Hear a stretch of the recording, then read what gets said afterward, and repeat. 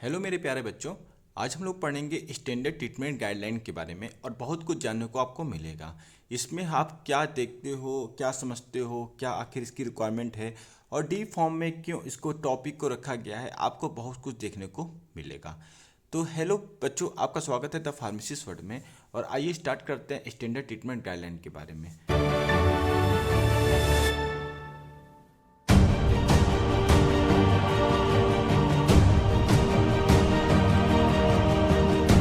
तो देखिए इसमें क्या बोल रहा है कि स्टैंडर्ड ट्रीटमेंट गाइडलाइन, ठीक है, कंट्री टू कंट्री जो है अपनी निकालती है एक पर इसका जो है इम्पोर्टेंट रोल होता है।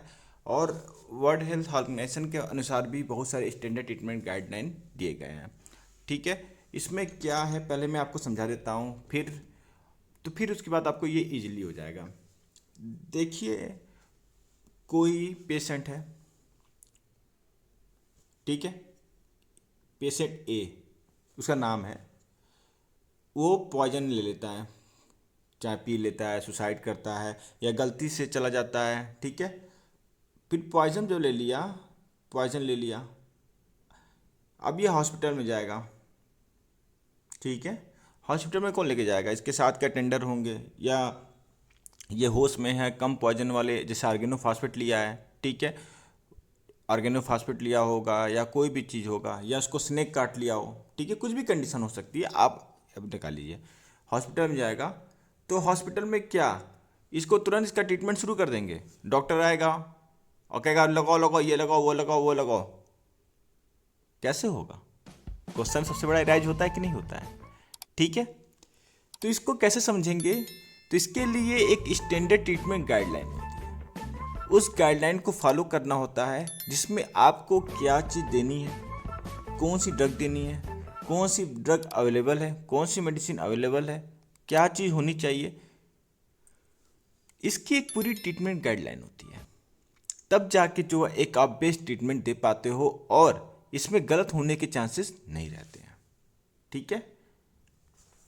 तो स्टैंडर्ड ट्रीटमेंट गाइडलाइन जो है एक बनी हुई है, उसके अकॉर्डिंग स्टेप बाय स्टेप आप आगे बढ़ते हो, ठीक है बच्चों। तो वही चीज़ यहाँ पर आती है स्टैंडर्ड ट्रीटमेंट गाइडलाइन, जो कि मैं आपको भी इसका बुक भी दिखा दूंगा कि कैसा दिखता है, ठीक है। तो ये देखिए यहाँ पर, आइए समझते हैं। Standard treatment guideline also known as standard treatment protocol. सही बात है, प्रोटोकॉल्स। तो प्रोटोकॉल्स का क्या मतलब आप समझते हो? तो यहाँ पर बच्चों क्या देखते हैं हम लोग, स्टैंडर्ड ट्रीटमेंट गाइडलाइन में हम लोग ये देखते हैं कि इसको स्टैंडर्ड ट्रीटमेंट प्रोटोकॉल एसटीपी के नाम से भी जानते हैं, जिसमें ट्रीटमेंट शेड्यूल, थेरेप्यूटिक गाइडलाइन और प्रिस्क्राइबिंग पॉलिसी, इन सब के बारे में बताया गया है, ठीक है, कि कैसा शेड्यूल होना चाहिए, ट्रीटमेंट गाइडलाइन क्या होनी चाहिए और प्रिस्क्राइबिंग पॉलिसी क्या होनी चाहिए। This guideline include the prefer pharmaceutical और non pharmaceutical treatment of common health problem come across the people in the specific health system, ठीक है। इस गाइड में हम लोग फार्मास्यूटिकल और नॉन फार्मास्यूटिकल, ठीक है, कॉमन हेल्थ प्रॉब्लम को हम लोग इसमें प्रिफर करते हैं, ठीक है, ओके। अब इसमें फार्मास्यूटिकल और नॉन फार्मास्यूटिकल ट्रीटमेंट क्या हो सकते हैं, ये चीज़ क्वेश्चन एराइज होना चाहिए। एक चीज़ मैं आपको पहले भी वीडियो में बता चुका हूँ कि आप यदि ड्रग की बात करते हो तो आप फार्मास्यूटिकल की बात करते हो, वहाँ पे फार्मास्यूटिकल चीज़ें आती हैं, ठीक है। लाइक तुम्हारी आपकी medicine, this is a pharmaceutical science. ये सारी चीज़ें जो है फार्मास्यूटिकल में इंक्लूड की गई हैं या नॉन फार्मास्यूटिकल चीज़ें इंक्लूड की गई हैं। तो यहाँ पर देखिए, this guideline usually represent one of the approve the promote therapeutic effective and economical efficacy use of medicine.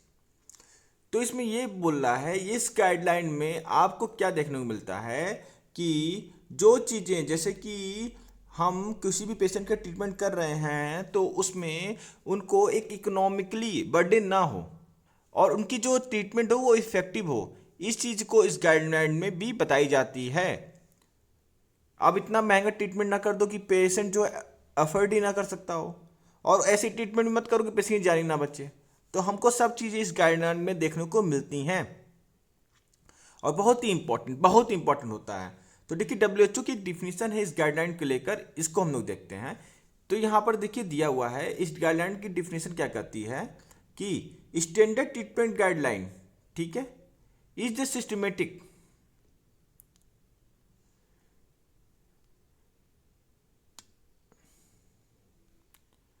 Standard treatment guideline is the systematic development statement designed to assist practitioner and patient in making a decision about the appropriate health care for specific clinical circumstance। सही बात है कि ये systematic एक design करती है जो assist करती है। असिस्ट मतलब असिस्ट करना, प्रैक्टिशनर मतलब रजिस्टर्ड मेडिकल प्रैक्टिशनर और patient in making the decision about the appropriate health care for specific clinical circumstance, ठीक है। तो इसमें जो है क्या है, प्रैक्टिशनर को हमेशा इस गाइडलाइन के अनुसार ही चलना होता है, जिसके कारण वो एक इफेक्टिव और इकोनॉमिक ना बड़े बर्डन पेशेंट के ऊपर, उसको फॉलो करते हुए एक बेस्ट ट्रीटमेंट दे सके, ठीक है। अब देखिए standard treatment guideline of the disease specific, okay, publication of relevant document of their proper updating help medical practitioner. फिर है standard treatment guideline systematically develop statement design to assist the practitioner and patient the making the appropriate.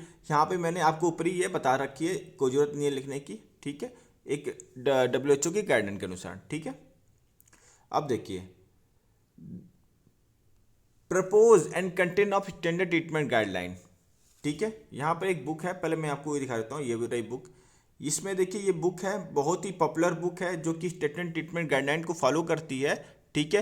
ये 6 addition जो है, सबसे latest edition आपको देखने को मिल जाती है, ठीक है। अब इसमें देखिए इस बुक में है क्या, पहले हम ये देख लेते हैं। तो ये पुरानी बुक का पीडीएफ मेरे पास अवेलेबल है, ठीक है। यहाँ देखिए 4 एडिशन है इस बुक का, और इसमें देखिए बहुत ही स्टैंडर्ड ट्रीटमेंट गाइडलाइन के बारे में बताया गया है। तो इसमें होती क्या है, देखिए कॉमन डिजीज़ है, ठीक है। तो इसके पहले हम लोग राइटर को देख लेते हैं, संगीता शर्मा, जिया सेठी, उषा गुप्ता इसके एडिटर हैं, और यह दिल्ली सोसाइटी या promotion of rational use of drug, ठीक है, इसके, ठीक है। और ये रहा वॉल्टर कुलवर, ठीक है, इसका जो है पब्लिशर है। अब देखिए इसमें देखिए ये दिया गया है कॉमन डिजीज़ क्या क्या है, ठीक है। फिर इमरजेंसी मेडिसिन, कार्डियोवास्कुलर डिजीज़, ठीक है।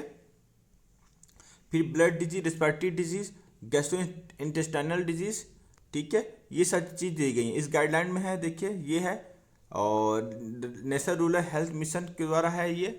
और इसमें देखिए क्या है, ये ENT, ये सारे चीज़ें जो डिजीज जो होती हैं उसमें दी गई होती हैं। तो मैं एक चीज़ दिखा देता हूँ आपको जल्दी से। आप the concept of the essential medicine के बारे में मैं वैसे ही पढ़ा चुका हूँ। स्टैंडर्ड ट्रीटमेंट गाइडलाइन यहाँ दिया हुआ है कि द स्टैंडर्ड ट्रीटमेंट गाइडलाइन में होता है क्या है, एडवांटेज क्या है, ठीक है, सिंप्लिसिटी, ये सब चीज़ें जो दी गई हैं जो मैं आपको ऑलरेडी पढ़ा चुका हूँ, ठीक है।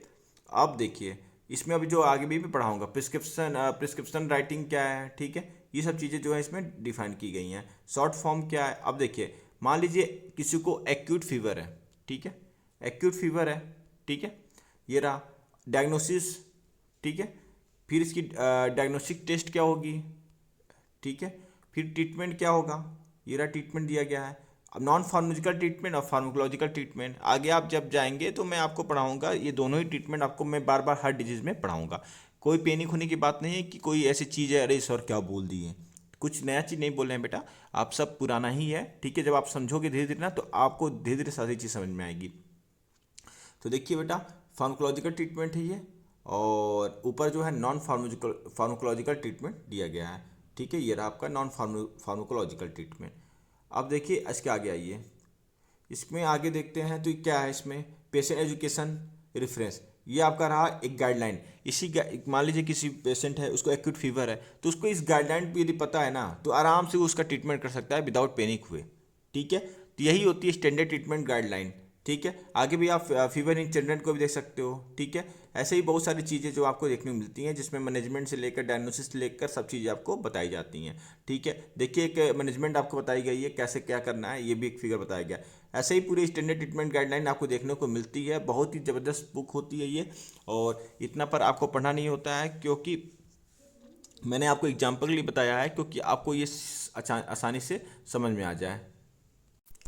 आई होप बेटा आपको ये चीज़ समझ में आ गया होगा, जो मैंने अभी आपको समझाया स्टेटमेंट ट्रीटमेंट गाइडलाइन को, और जो बुक मैंने आपको दिखाई है, ठीक है। उसमें आप बहुत कुछ आपको समझ में अभी दिमाग खुल गया होगा कि आखिर ये चीज़ है क्या, कोई चीज़ मंगल ग्रह से नहीं आई है, ये पुरानी है, पर इसको एक गाइडलाइन बना दी जाती है कोई भी स्टेटमेंट और ट्रीटमेंट के लिए, ठीक है। जो ज़्यादातर जो ये मेडिकल और फार्मेसीज के स्टूडेंट होते हैं, उनको ये चीज़ पढ़ाई जाती है।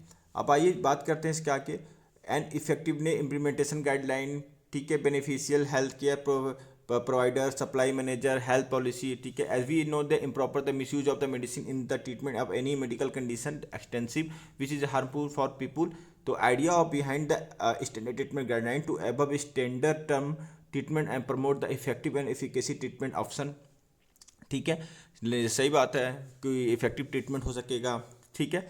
और फिर ये बोला है कि different stage of the therapeutic process could be including the medical supplies follow the, ये सब बेटा आप पढ़ लीजिएगा, बहुत ही बड़ी चीज़ नहीं है। It including the better diagnosis, look for the preventing services, तो ये सब चीज़ें आप देख लीजिए। मैं ऊपर आपको कहानी के रूप में पढ़ा भी चुका हूँ, और वही चीज़ आपको यहाँ पे भी बोलना है, ठीक है। फिर यहाँ पर देखिए एडवांटेज क्या क्या है, आइए एडवांटेज की बात करें तो providing standard guideline to practitioner, ठीक है। प्रैक्टिसर को एक स्टैंडर्ड गाइडलाइन देती है, प्रोवाइड मोस्ट इफेक्टिव थेरेपी देती है, और क्वालिटी ऑफ मेडिसिन देती है, इनकरेज देती है practitioner for high quality care करें, ठीक है। फिर health care system need to provide only medicine as per the formula list of the essential medicine, provide the valuable assistant और practitioner, enable health care provider to concentrate और making the correct diagnosis, ठीक है, correct diagnosis करें, ठीक है। Provide basis of evaluate quality and care, ठीक है। ये सब बच्चे आप लिख खुद सकते हो, अपना दिमाग लड़ाओ कि स्टैंडर्ड ट्रीटमेंट गाइडलाइन है तो मुझे क्या फ़ायदा मिलेगा। कोई चीज़ रटने की जरूरत नहीं है यहाँ पर। आप सोचो कि आप एज ए डॉक्टर हो, और आपको एक स्टैंडर्ड कोई एसओपी बना के दे देता है, स्टैंडर्ड ट्रीटमेंट गाइडलाइन दे देता है, तो आपको फ़ायदा क्या मिलेगा, पेशेंट को क्या फ़ायदा मिलेगा, वही चीज़ आपको लिखना है बस। रटना है क्या यार, सब अपने ही है, ठीक है। लिखने का तरीका आना चाहिए एग्जाम में, ठीक है। तो कोई चीज़ बड़ी चीज़ नहीं है ना, बहुत बड़ा तो भाई ये सब चीज़ें, ठीक है। फिर कैन यू व्हीकल फॉर, ठीक है, इंटीग्रेटिंग स्पेशल प्रॉब्लम, ठीक है, help to the manage the supply of system. Standard treatment guideline India की बात कर लेते हैं, तो देखिए ये रहा हाइपरटेंशन के लिए, देखिए ये साइट है, उसको देख लीजिए। Treatment guideline anti microwave use of common, ठीक है, सेकंड एडिशन दिया गया आईसीएमआर का। एक चीज़ मैं बता दे रहा हूँ, आईसीएमआर जो होती है, ठीक है, वो गाइडलाइन हमेशा निकालती रहती है, चाहे कोविड का हुआ हो, कोविड के लिए भी स्टैंडर्ड ट्रीटमेंट गाइडलाइन आई थी, ठीक है। तो सारे डिजीज़ के लिए आईसीएमआर ही जो है इस गाइडलाइन को निकालती है, फॉलो कराती है, जिसमें हाई एक्सपर्टीज क्लिनिशियन की ज़रूरत होती है, ठीक है बेटा। हाई क्लिनिशियन मतलब कि बहुत ही ज़्यादा एक्सपीरियंस क्लिनिशियन होते हैं, फिजिशियंस होते हैं, उनकी एक टीम होती है जो ये गाइडलाइन बनाती है, कैसे किसी पेशेंट को ट्रीटमेंट किया जाए, क्या उसके लिए फॉलोअप होगा, क्या ड्रग चलेंगी, क्या सारी चीज़ें होंगी, ये सब चीज़ें इसमें इंक्लूड की जाती हैं, ठीक है बेटा। अब देखिए इसमें बात करते हैं कि guideline for the programming standard treatment protocol, ये रहा। फिर manual medicine therapeutic first edition 2014, ये सब सारी बुकें हैं जो आप एक बार देख लीजिएगा, ठीक है बेटा। तो ये सब चीज़ें आपको देखने को मिल जाती हैं, ठीक है। तो कैसा लगा आप वीडियो, कमेंट बॉक्स में जरूर बताइएगा। यदि कोई आपको प्रॉब्लम है तो कमेंट बॉक्स में पूछ सकते हैं। यदि आप ट्विटर चैनल पर नहीं जुड़े हैं तो ट्विटर चैनल पे आके जुड़ जाइए, उसको फॉलो कर लीजिए। यदि आप फेसबुक पे नहीं जुड़े हैं तो फेसबुक पे भी जुड़ जाइए, सारा लिंक मैं डिस्क्रिप्शन पे दे देता हूँ, वहाँ जाके आप देख सकते हैं। और फिर मिलेंगे नई वीडियो के साथ। आज के लिए इतना ही, थैंक यू बच्चों।